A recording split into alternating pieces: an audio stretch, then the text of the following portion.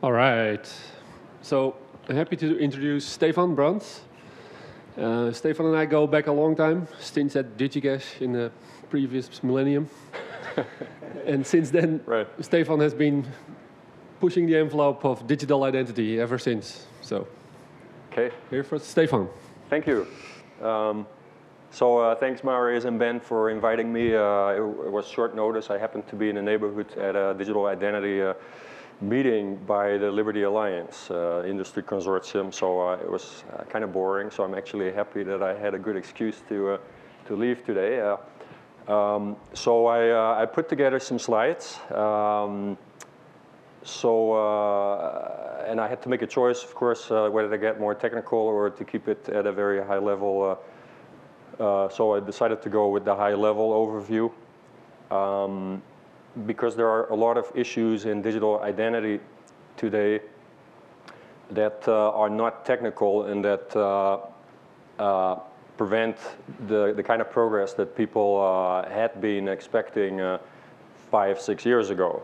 So I'm going to focus a bit on those aspects of digital identity. So as a result, there's going to be some very high-level animations, really, to illustrate the problems at a high level. Excellent. Top button. Right.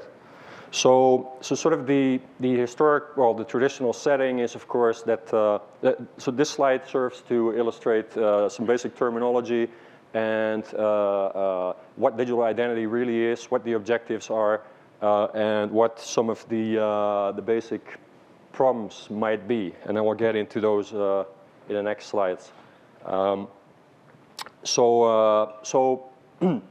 Right now, everybody has hundreds, if not thousands, of relationships with businesses, government organizations, and individuals around them. The terminology that has arisen, of course, is sort of, these are identity relations. So each of these parties knows you in a certain way, and sort of technically we think of that as they know a bunch of attributes about you, or specifically values, like your age, where you live, and so forth. It could be your bank that has account information in your account. So these are just attribute values for attributes of any kind. And in a way that represents how a particular party that you deal with knows you. So that's sort of your identity with them. In order to have a recurring relationship with them, when you want to get service or access, those are the typical generic terms for it. You basically identify yourself, and there are two ways to do that. One, it's what we call self-asserted identity. It's basically, here's my username, right? And they'll accept that and let you in, and maybe they'll ask you for some self-generated password or some other authenticator that is proof that it must be you.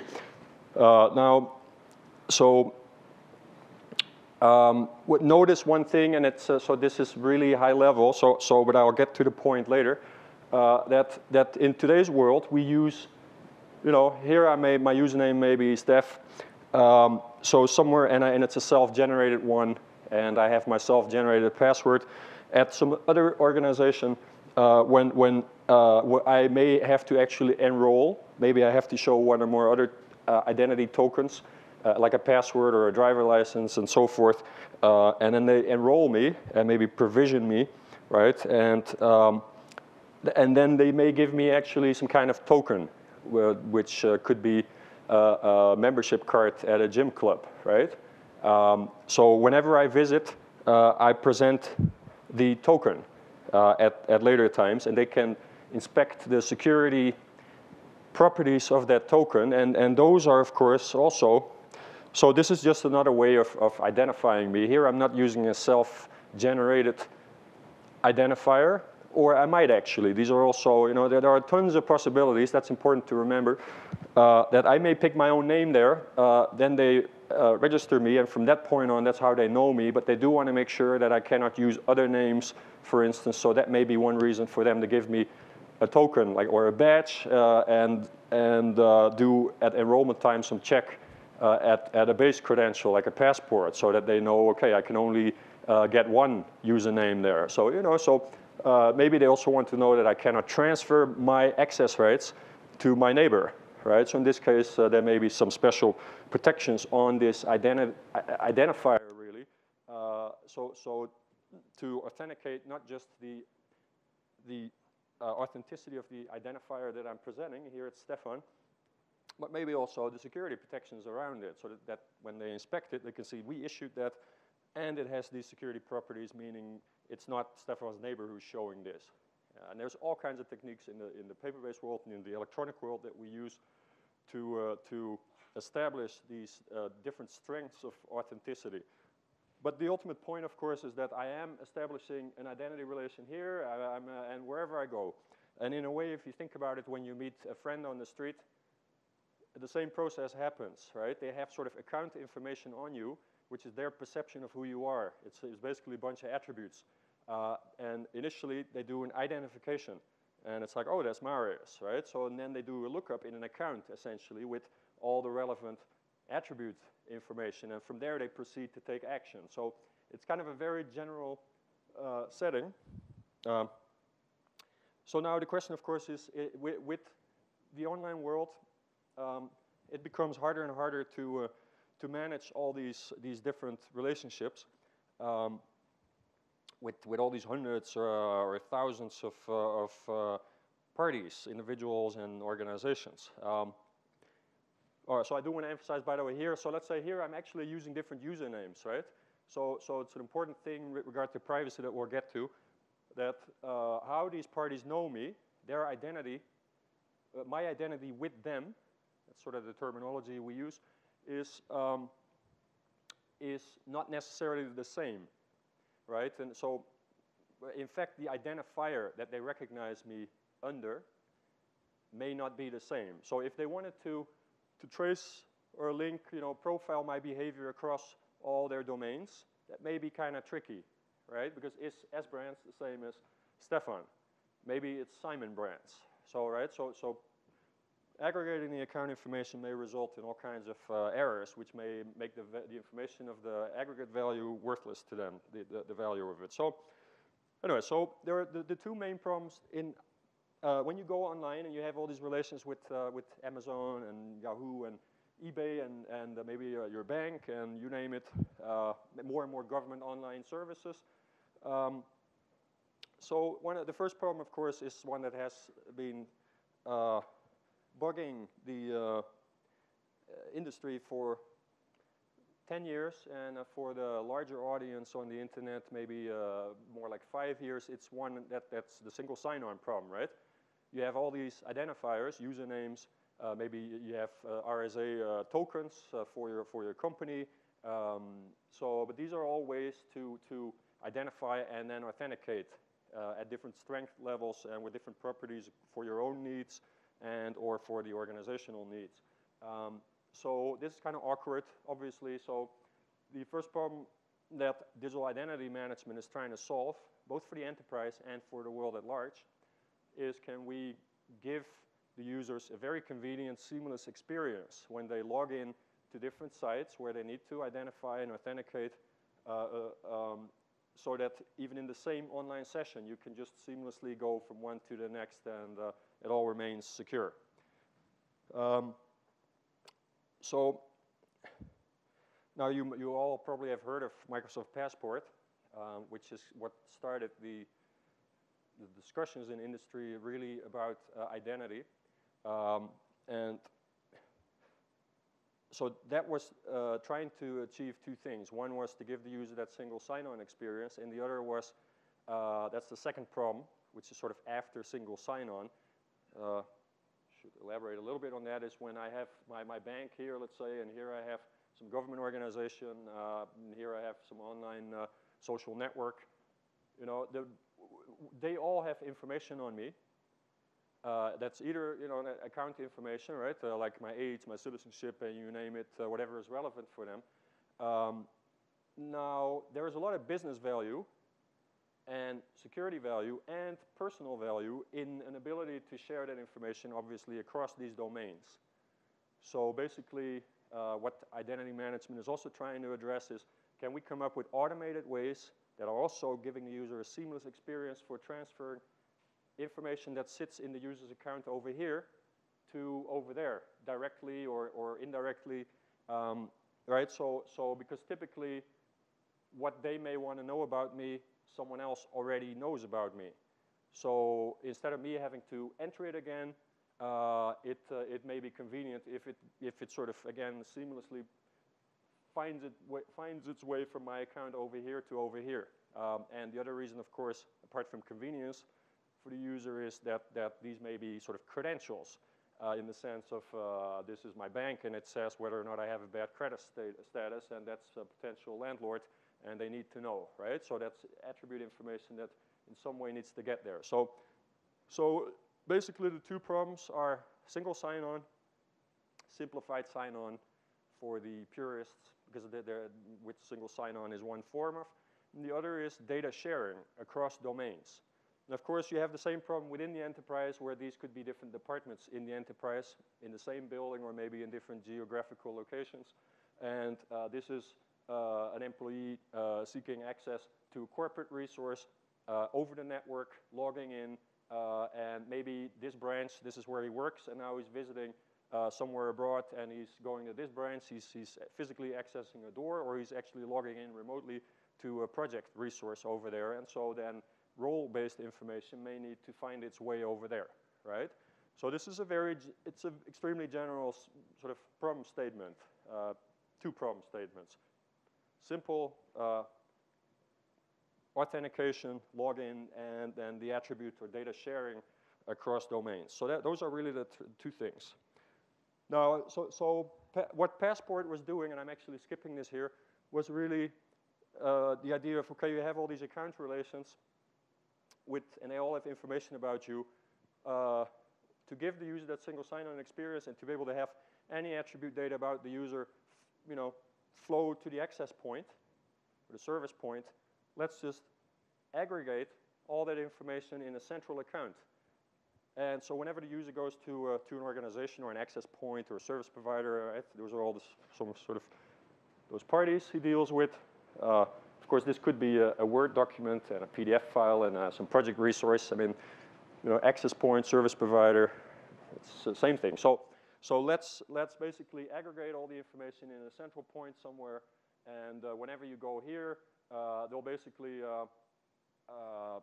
it could be a redirection, but you essentially only deal with this central party. You may not even notice it, but it will provision or provide the information to the resource points as needed on their request, and you just authenticate once to that central party. So this was the Microsoft idea with Passport, and of course a lot of businesses, it terrified the hell out of them because they figured we're going to be, over time, we're going to be service providers with Microsoft sitting in the middle, sort of controlling all our authentication relations and actually seeing all our client data.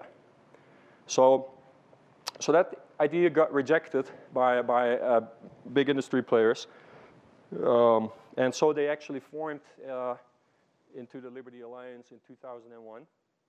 Right, so I guess the idea of calling it Liberty had a bit to do with also promotional value of, hey, we're not like this Microsoft centralized monolithic solution. We provide liberty. That was kind of misleading. Anyway, so they initially, after half a year, it was really an effort to try and mitigate the potential damage that this Microsoft Passport thing could do if it would just grow and people wouldn't contest it. So that was quite successful, and they actually decided, what, our approach that we're advocating is kind of useful. It's more decentralized, and so a lot of companies joined. I think it's around 200 member companies, and a lot of the big players have been contributing or are still involved in some way. Ultimately the drivers have been companies like Sun, Nokia, VeriSign, Nokia, the security companies were involved initially, like RSA. Now it's Intel, AOL. You can look up the list online. So what they've been doing is defining specifications that achieve a single sign-on experience in a digital environment, and enable data sharing across domains. So this has been quite successful. So let me get to, it's called federation. And what it really does is, it's still centralized. I mean, but one thing they said was, we're going to carve out a circle for each of us big players. That's really what it is.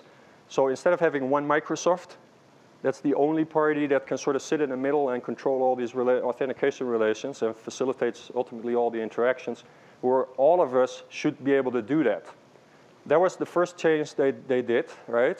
So the mobile operators and so forth, we all should be able to deal with our clients and in a similar fashion. But they also recognized in the Microsoft approach, of course, that the fact that, so in the Microsoft approach, basically this party would actually collect all the information that normally would be collected by these service providers that you deal with, right? So they also said, okay, there can be many of us, but we're also not going to collect the actual attribute information, the account information that they have on you. We assume these are corporate branches or organizations, or whatever, and they should maintain the actual account information themselves.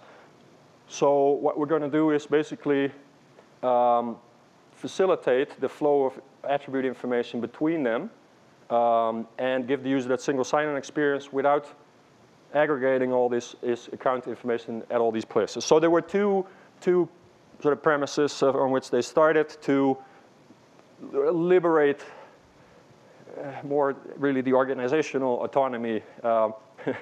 So right, we'll get a bit to what it means for individuals actually quite fast. So what happens in a federated approach is really that, so you go to a party, access point or whatever, and you say, I want service, right? So in some way, it's going to have to authenticate you. So this is for the single sign-on experience. So it's simply going to ask the central party, and that may be done through redirection, right? So it's going to ask who that is. And so this is called the identity provider in this terminology. It could be your bank. It could be a government organization. It's a party that already knows you and hopefully has a strong authentication relation with you. Maybe you actually have entered into their office at one point, shown your passport.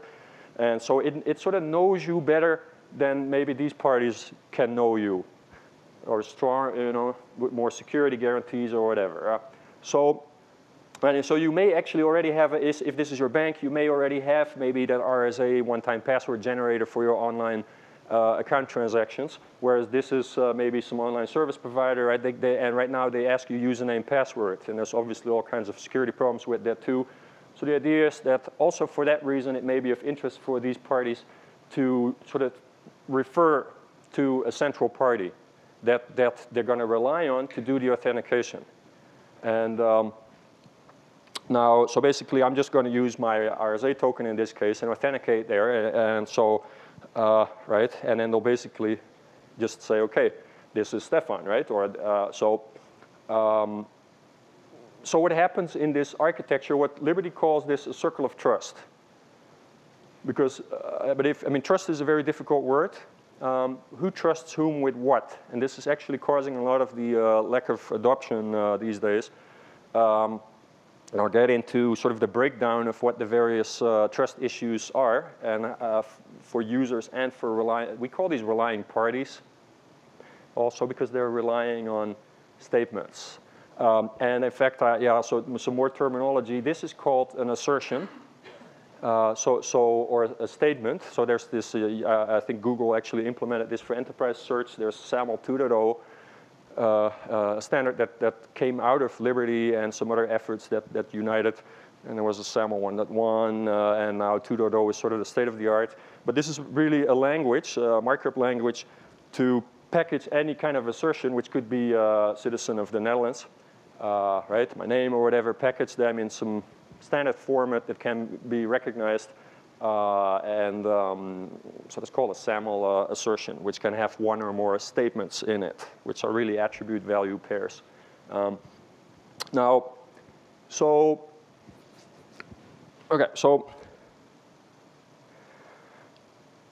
it's not that it's kind of what you do in a social circumstance often too, right? When you meet a friend, and there's someone new with them.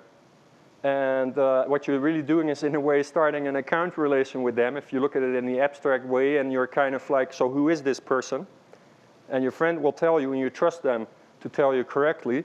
And so, you know, when this is the first time that you're going to sort of interact with this new party or person, you may accept, in fact, any name. Doesn't matter. You're going to open sort of an account. But next time you see them again, you know, you need that reference. Is that the same person again? And so let's say you don't see that person standing around the corner there. So I may ask Marius, who's that person there that I'm talking with? Because I can't see him. And Marius will say, oh, that's Ben. And I'm going to rely on that, right? So this is actually, that's this mechanism, but then fully automated. Now, so that works in certain trust settings.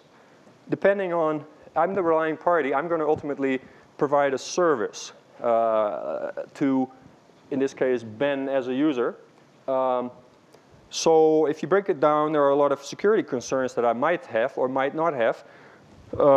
So to what extent can I rely on Marius to tell me who the person is that I'm dealing with out of people that I already have account relations with?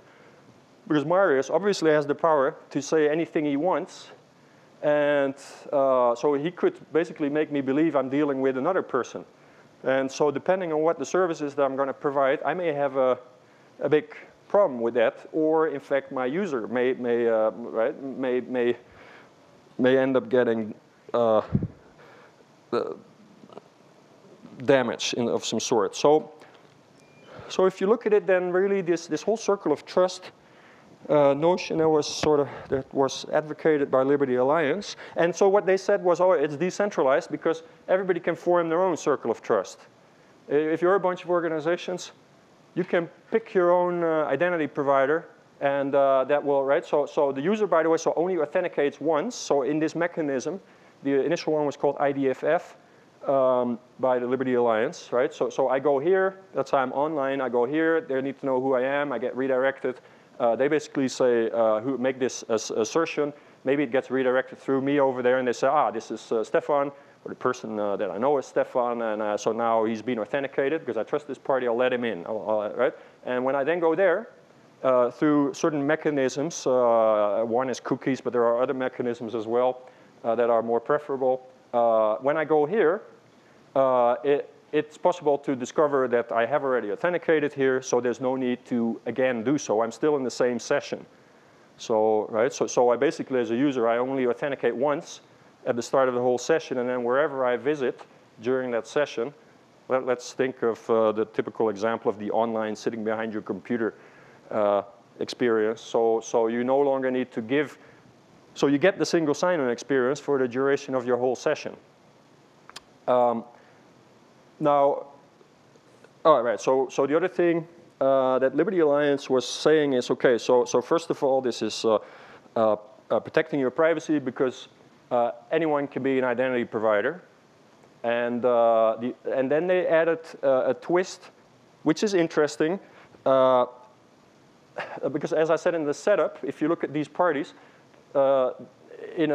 when I deal with all of those parties, especially when they're separate organizations, they may not all know me under the same identifier. In fact, if the whole world would know me under a unique identifier, we get awfully big, close to, well, we will have essentially Big Brother's capabilities there, right? It's the equivalent of a national or a world identity card. Same identifier wherever I go. So they actually got a lot of pushback, especially in Europe, from privacy commissioners and so forth, who said, you know what, we don't accept these architectures for distributed use for government-to-citizen interactions and so forth. And in fact, they're even problematic when in large organizations, when this is an employee. The fact that wherever the employee would go, that he can be, that it's a unique identifier may be problematic when these are branches of the organization that sit in different countries. Depending on, there's all this complicated legislation. So what Liberty did was they said, we're going to add a thing and they call it pseudonyms. And so basically, I need to go back here So when I go here, so I want to visit here. Let's say they know me as Stefan or as Brands, right? Not necessarily the same name as they know me under here, this central party. So what Liberty did was they said, you know, after authenticating in a more strong way, presumably over here, the actual statement that this party makes here doesn't have to be my name with them. It can be an alias. And in fact, so I don't want to elaborate too much on the technicalities, but it could be a random number. Each time I go back here, this party simply associates that random number for this party with my name. It says, oh, Stefan over here is called Donald Duck. Right? So when I have to authenticate there, it simply says, oh, that's Donald Duck. So let him in, right? And here he can give me these other names, so there could be random numbers. In fact, there are two ways to do it. One is it's a random number, and here they just pick a local name for me that they already have, and they associate the two. But the thing is that so Liberty claims this protects the user's privacy, and to a certain degree it does, because in that sense, these parties, if all they get is sort of these random numbers here, and that will just allow them, when you come back, to say, oh, it's the same person as before for this, it's this account, right? So basically, there's no creation of a unique identifier. So they cannot collude, put their data together and say, oh, Stefan over here is S-Brands over there, and is Steph over here, and so we can profile him and whatever, right? We can just link all his transactions. So now, of course, so that's the official story for Federation. What you're actually doing with Federation is you're actually linking different accounts by creating a correlation handle. This is sort of internally how the technical people talk about it, because the first time I have a relation with this party, and now let's say this identity provider gets introduced, and it also has a relation with me. And it knows me under a certain name. The first time I start using this party, it authenticates me here. It maybe sends out a random number, but in any case, what happens is that it's going to say, oh, the person that I know is Stefan Brands, is going to use that random number over there, or this nickname or alias, and this party here is going to say, okay, this random number I'll use for that user. So what has really happened by doing this the first time is what the technical experts really call, that's the federation. It's a different word for linking accounts. So I have linked, because this is also an account relation. So what I have done is I have linked two accounts. It's just that this party doesn't know the account linking information. But this party, if they get together, these two, of course, they know exactly, oh, this person here corresponds to that person there, or the identity, right? Account, whatever you call it. So now, so the act of federation is really one of a one-time process of linking accounts. And of course, you do the same with all these other parties. But now let's look at the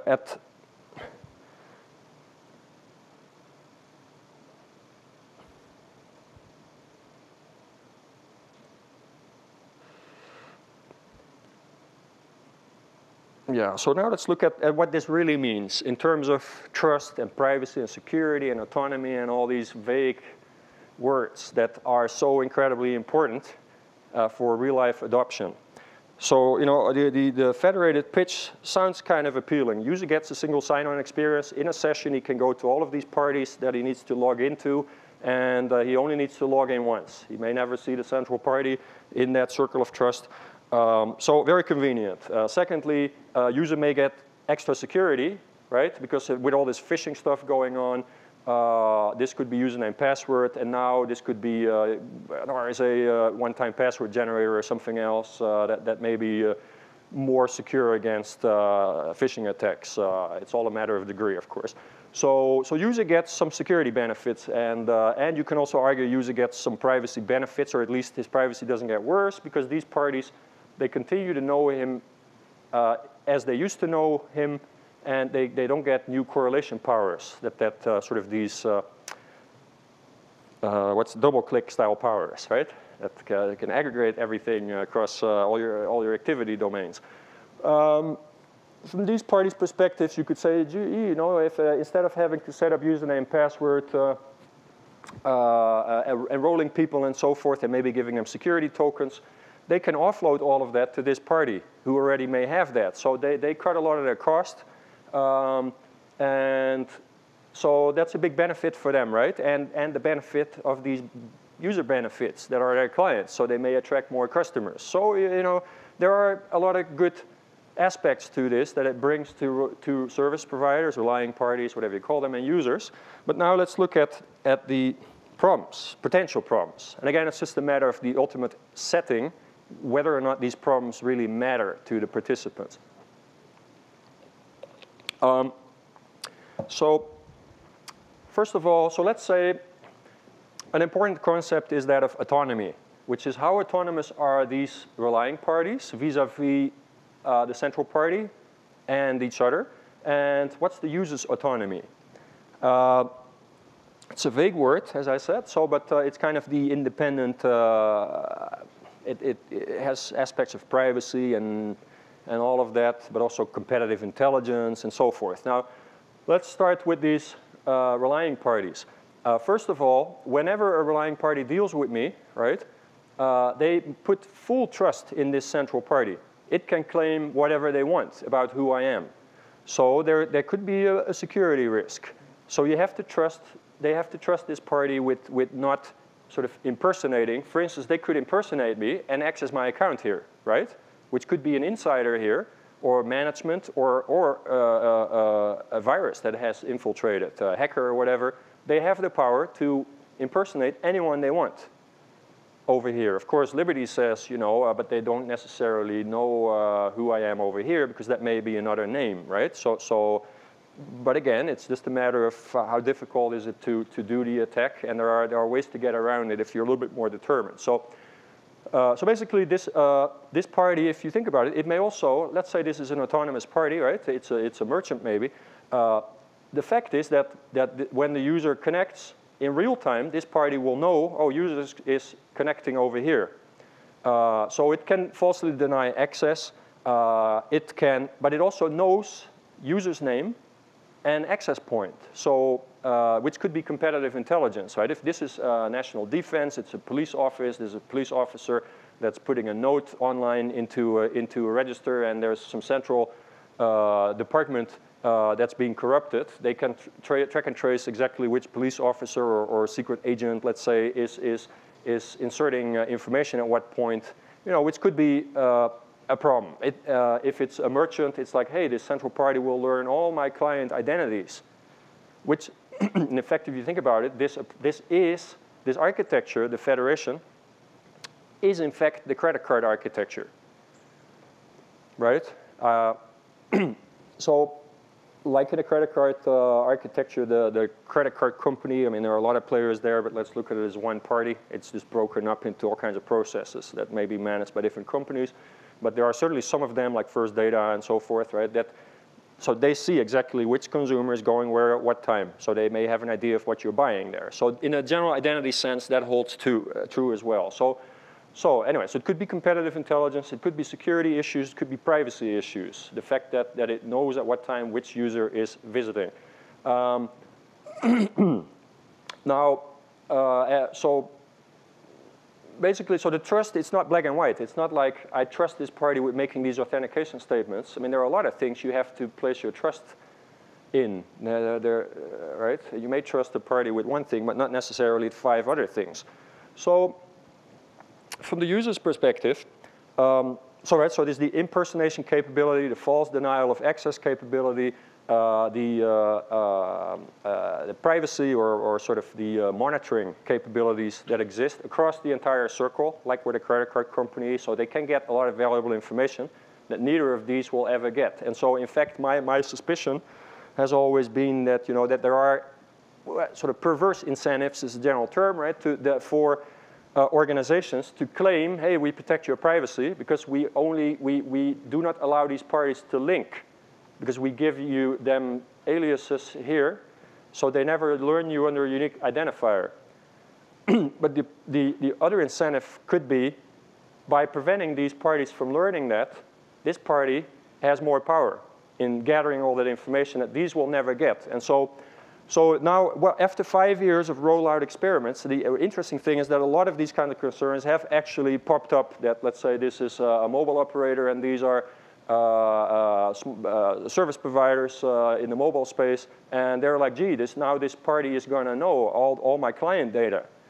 You know, it may not know what I store in my account, but it does have a lot of other information, like the credit card company. I'm not comfortable with that. And so what you actually see is that these parties, when they're more autonomous, that they refuse to participate with these bigger players. So the sort of the rollout of circles of trust so far has really been within the enterprise, because then these are sort of resources owned by the company. It's all owned by the company, right? So that's not a problem. And sort of the slightly extended enterprise. And so the typical one is a travel agency. These are travel agencies, and this is Visa. So these travel agencies, they're struggling to survive. So are they going to say, you know what, we're not going to play with Visa? They sort of have to. You know, it's kind of either we're dead or we go along. But if that's a MasterCard, they're not going to play this with a Visa over there, right? So so the idea was, of course, you know, everybody then carve out their own circle of trust, all these big players, and they all basically get some small players that are willing to be satellite companies in that circle of trust, and they're fine with handing over all that power. So the idea was, let's cover all these risks with legal liability contracts and so forth. And so it turns out also to be very heavy to set up, because there's a ton of negotiations that have been going on between all these parties in practice to address all the legal liabilities, right? Because when this party is making statements, what if something goes wrong here, and this party gives access to the wrong person, and this user says, I'm going to sue you because you leaked my data to someone else. Now they're going to go here and they say, you made the mistake. And so what liability does that party have, right? So these things also stagnate the adoption, because this party has a lot of power, and it can make errors and so forth. Now, from the user's perspective, of course, the other thing is that, do you really get privacy? So, as you know, like like companies like Integrity, that one has been bought, of course, a while ago. They've been rolling out successfully federated identity infrastructures for the corporation. What that really means is, right, within the corporation, this is, let's say, a door on the floor at which you work. This is a Word document online in some project file that you're working, a project you're working on, and this is whatever, right? Some VPN access, some resource that you access over VPN, or it's your email or whatever. So this is the central identity server in the company, right? So that's what it is. So you go here, and it resolves who you are, and maybe even it sends some data about you here, about what privileges you have. And so, you know, so in an enterprise setting, when you're an employee, you may be as a user, right? There are lots of different users again. So employee is one user that doesn't have a lot of autonomy when they work in corporate time and they access these resources.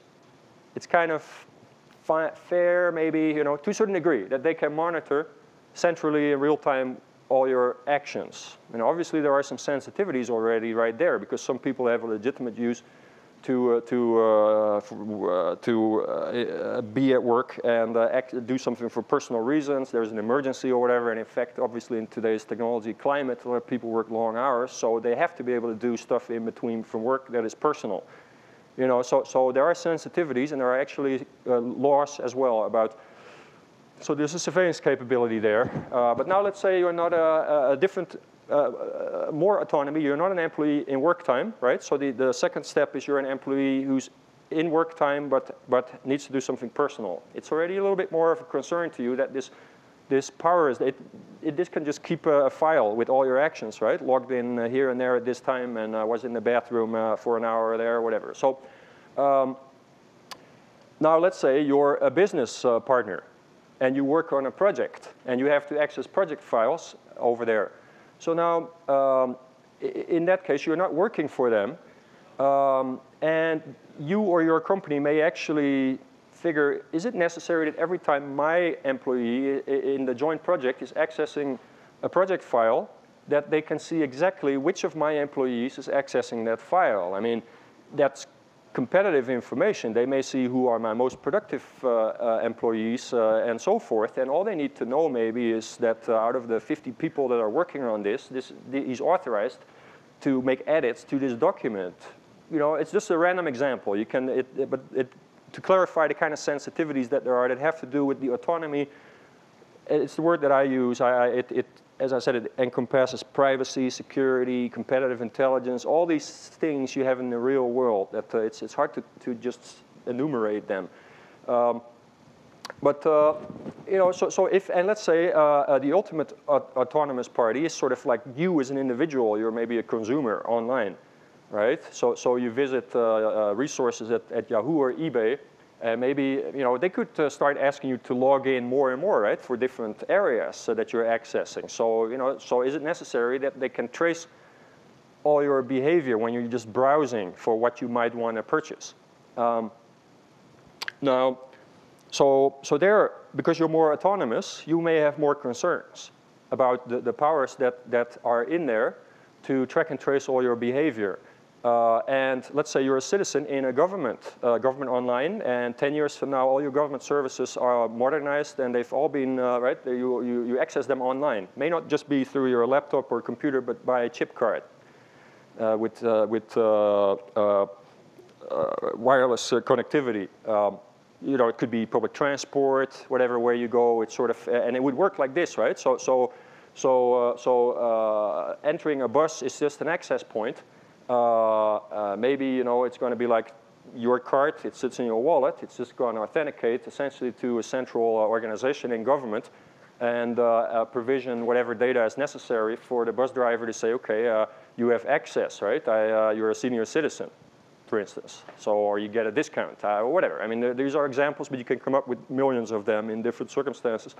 So would you be comfortable with a society like that, where there is a central a party that can track and trace all your behavior in real time and deny you access to any service when they want to? Well, maybe not, right? And in Europe, of course, that's a little bit more sensitive because of our experiences in the World War, where these tracking and tracing mechanisms have been used successfully by the Germans. Now, of course, if these systems get out there on a large scale,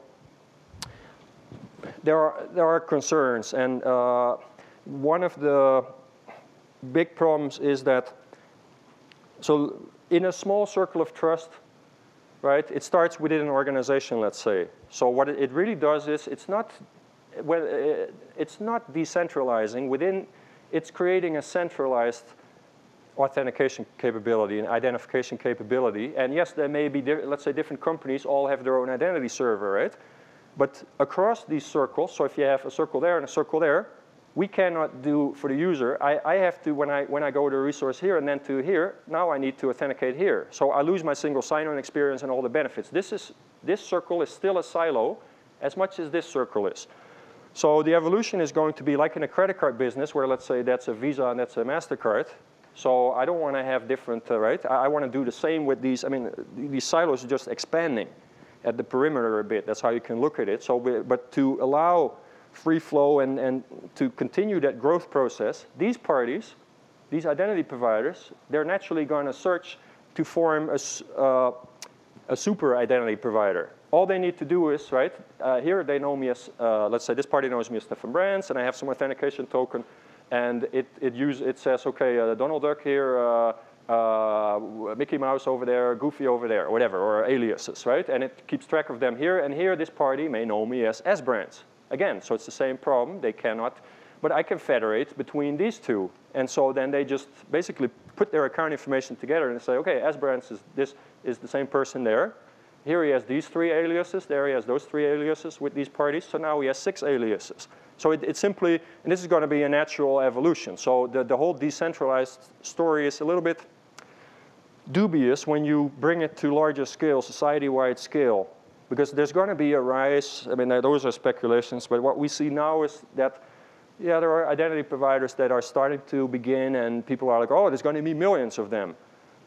But yeah, that's organic growth, right? So the reality is over time, some of them will be more successful. They have strong authentication relations. Relying parties feel more comfortable with relying on them, better security and so forth. So they're going to naturally pick some of them, and there's going to be acquisition of these identity providers. Could all be in the next 20 years, whatever, let's say, right? And there's going to be some powerhouses, like the ones that we have today, like Axiom and so forth, that no one has heard of. They're natural parties, of course, to be identity providers. The more they know about you already, and so as we build society, it gets kind of scary what the implications are. So because these powers, the central surveillance powers, impersonation powers, false denial of access powers, are there for both users and relying parties.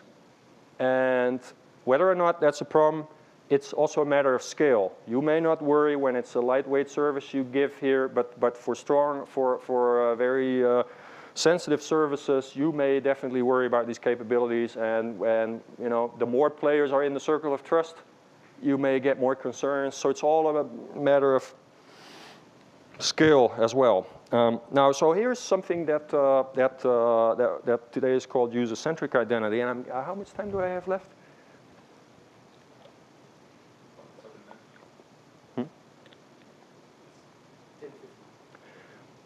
It's 10:50, so 5 minutes? Yeah, sure. So, the idea is really one that it's instead of the cards in your wallet, right? It's a metaphor that many have been using, but if you think about it, the cards in my wallet are statements made by central parties about me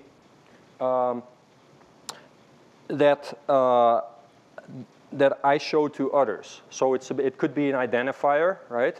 Which is a passport.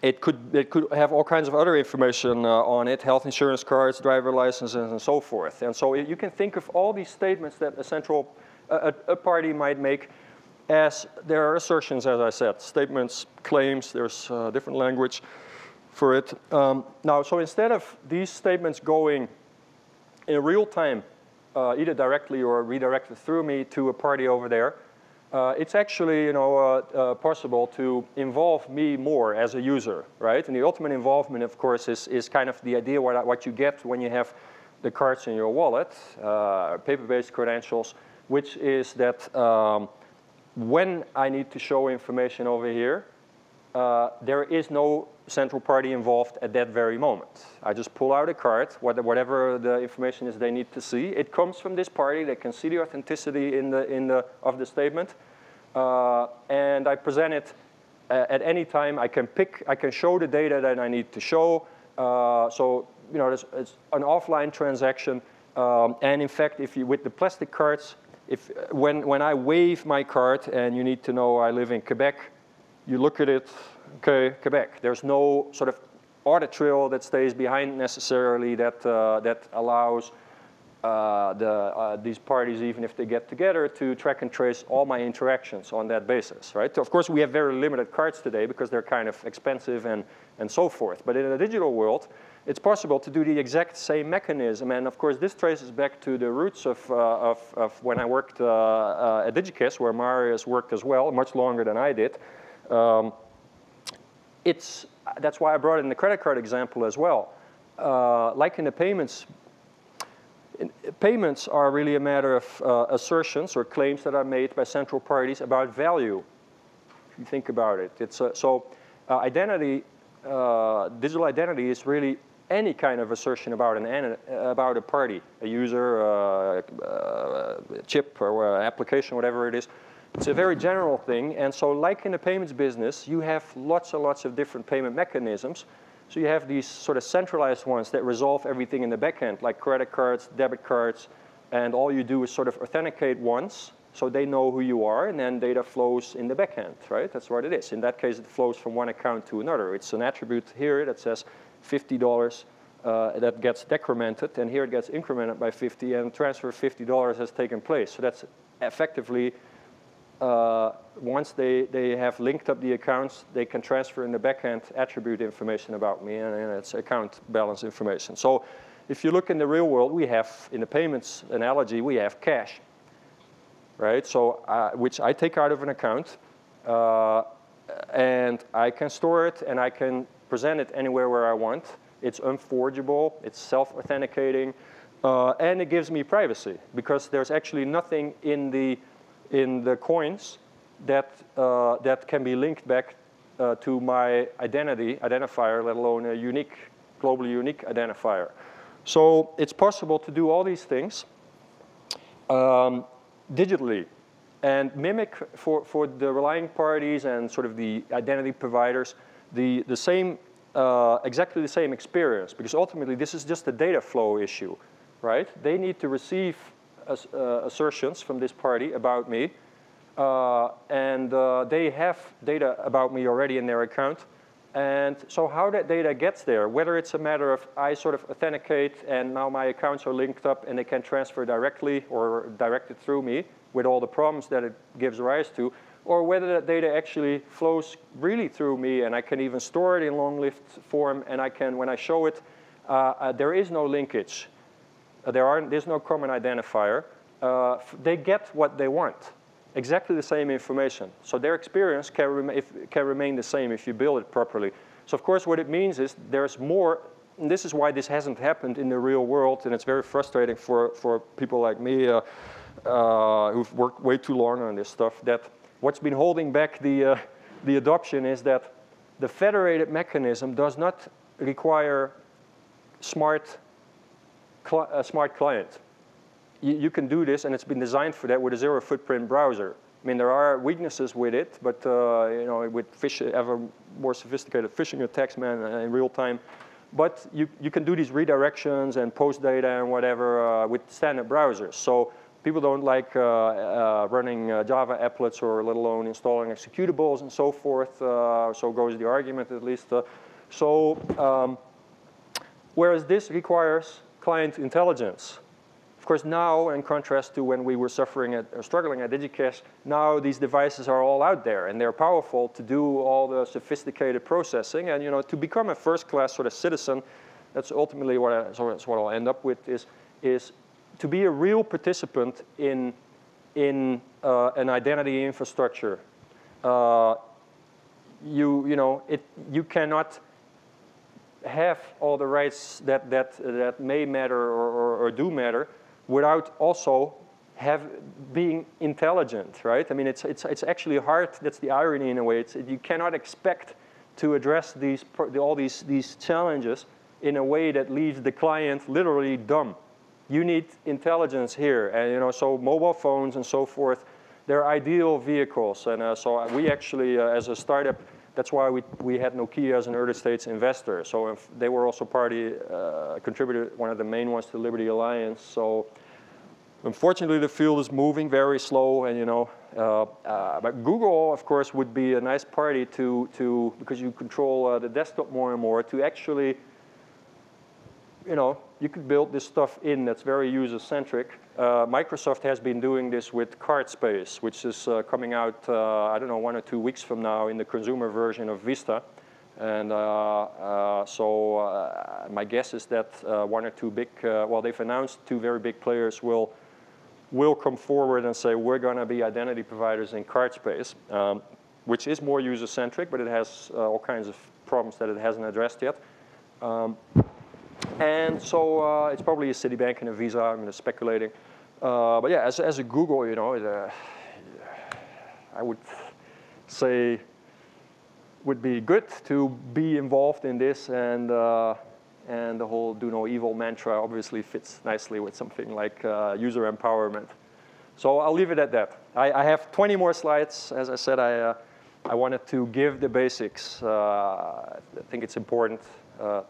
So anecdotally, in some of the implementations of federated identity and user-centric identity, the pseudonymity property, I think, isn't always preserved, or it fails in implementation because of out-of-band communication. There's so many different out-of-band ways you interact with all of your service providers that you eventually leak all of your identity information. So, do you have any thoughts on that?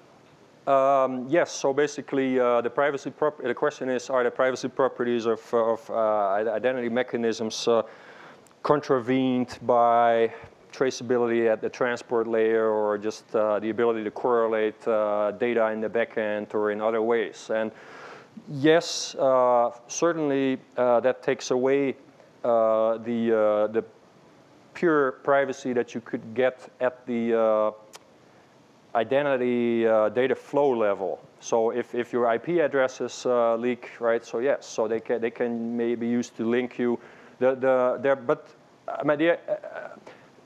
So ultimately, over time, you know, it's not just at the data flow level, at the application level that the privacy needs to be protected. It should also be protected in other ways. Your policy and so forth will never go out the window. But the example that I do give to make it clear that it doesn't really contravene the benefits of these identity mechanisms that protect privacy is really this one. Today, you can pay with cash or credit card when you go to a brick and mortar store.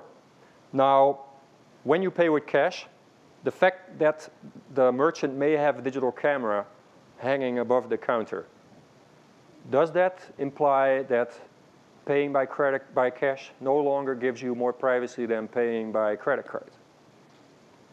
No, because you know, if you look at the sort of the attack model, then in the cash model with the digital cameras, to monitor all your actions, there's a lot of work that has to be done. There are uncertainties, there are error probabilities, multiple parties have to be involved that may not want to be involved. Whereas in the credit card model, all the linking and tracing data is automatically delivered to the central party, right? So there's a big difference. So it's, you know.